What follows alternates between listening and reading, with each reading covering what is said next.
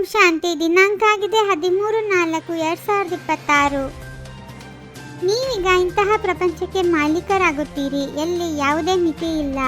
ಯೋಗ ಬಲದಿಂದ ಇಡೀ ವಿಶ್ವದ ರಾಜ್ಯಭಾಗ್ಯವನ್ನು ಪಡೆಯುವುದೇ ಅದ್ಭುತವಾಗಿದೆ. ತಂದೆಯು ತಿಳಿಸುತ್ತಾರೆ, ನಾನು ನಿಮ್ಮ ಮೇಲೆ ಯಾವುದೇ ಕೃಪೆ ಅಥವಾ ಆಶೀರ್ವಾದವನ್ನು ಮಾಡಲು ಬರುವುದಿಲ್ಲ. ನಾನು ಯಾರೇ ಸತ್ತಿರುವವರನ್ನು ಬದುಕಿಸುವುದಿಲ್ಲ. ನಾನು ಪತಿತರನ್ನು ಪಾವನ ಮಾಡಲು ಬರುತ್ತೇನೆ. ಕಲ್ಪದ ಹಿಂದಿನ ತರಹ ತಂದೆಯು ಈಗ ಬಂದಿದ್ದಾರೆ.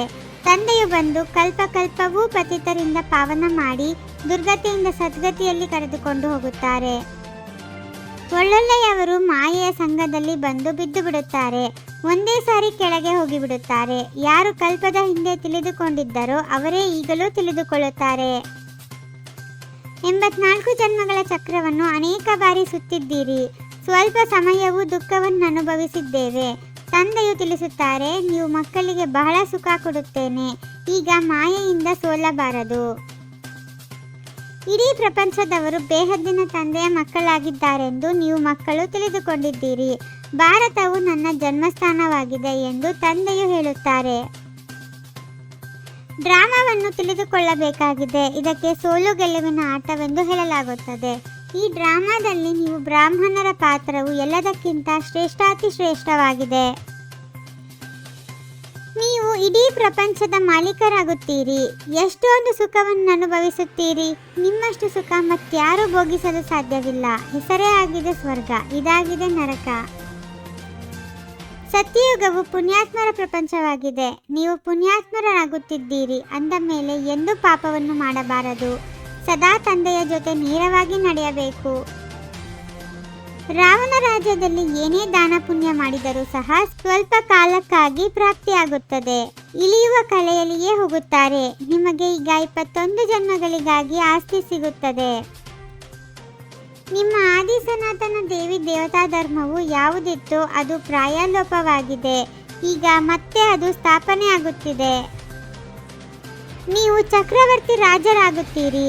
ಅವರು ಹಿಂಸೆಯ ಚಕ್ರವನ್ನು ಕೊಟ್ಟು ಬಿಟ್ಟಿದ್ದಾರೆ. ಇದು ಅಸಲಾಗಿ ಜ್ಞಾನದ ಚಕ್ರವಾಗಿದೆ. ಆದರೆ ಜ್ಞಾನವಂತೂ ಪ್ರಾಯಲೋಪವಾಗಿ ಬಿಡುತ್ತದೆ. ಈ ಡ್ರಾಮಾವು ಮಾಡಲ್ಪಟ್ಟಿದೆ. ಅಂತ್ಯದಲ್ಲಿ ಬರುವವರು ಅಂತ್ಯದಲ್ಲಿಯೇ ಬರಬೇಕಾಗಿದೆ. ಈ ವೃಕ್ಷವು ಮಾಡಲ್ಪಟ್ಟಿರುವುದಾಗಿದೆ. ನೀವು ತಿಳಿದುಕೊಳ್ಳುವುದಕ್ಕಾಗಿ ಈ ಚಿತ್ರಗಳನ್ನು ಮಾಡಿದ್ದಾರೆ. ಪರಮಪಿತ ಪರಮಾತ್ಮ ಜ್ಞಾನಸಾಗರ, ಶಾಂತಿಯ ಸಾಗರ ನಮ್ಮೆಲ್ಲರಿಗೂ ಈ ಶರೀರದ ಬ್ರಹ್ಮ ಮೂಲಕ ಓದಿಸುತ್ತಿದ್ದಾರೆಂದು ನೀವು ಮಕ್ಕಳ ಬುದ್ಧಿಯಲ್ಲಿದೆ.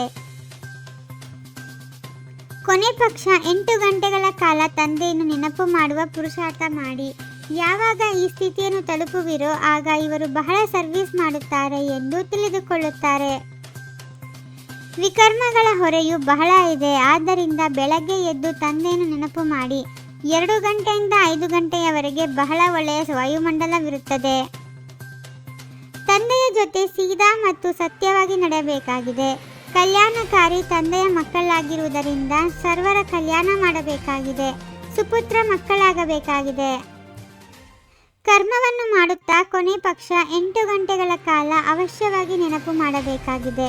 ನೆನಪೇ ಮುಖ್ಯವಾಗಿದೆ. ಇದರಿಂದಲೇ ವಿಕರ್ಮಗಳ ಹೊರೆಯನ್ನು ಇಳಿಸಿಕೊಳ್ಳಬೇಕಾಗಿದೆ. ದಾತನಾಗಿದ್ದು ಪ್ರತಿ ಸೆಕೆಂಡ್ ಪ್ರತಿ ಸಂಕಲ್ಪದಲ್ಲಿ ದಾನ ಕೊಡುವಂತಹ ಉದಾರ ಚಿತ್ತ ಮಹಾದಾನಿ ಭವ.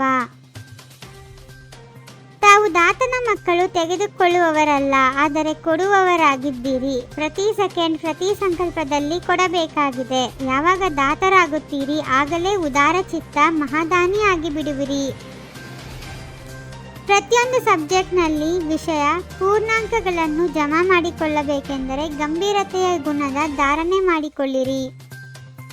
ಓಂ ಶಾಂತಿ. 21 ಜನ್ಮಗಳಿಗೆ 21 ಪರಮಾತ್ಮನ ಮಹಾವಾಕ್ಯಗಳನ್ನು ಆಲಿಸಿ ಹಾಗೂ ನಿಮ್ಮದೇ ಆದ ಈ ಚಾನೆಲ್ಗೆ ಲೈಕ್ ಮಾಡುವುದನ್ನು ಮರೆಯದಿರಿ.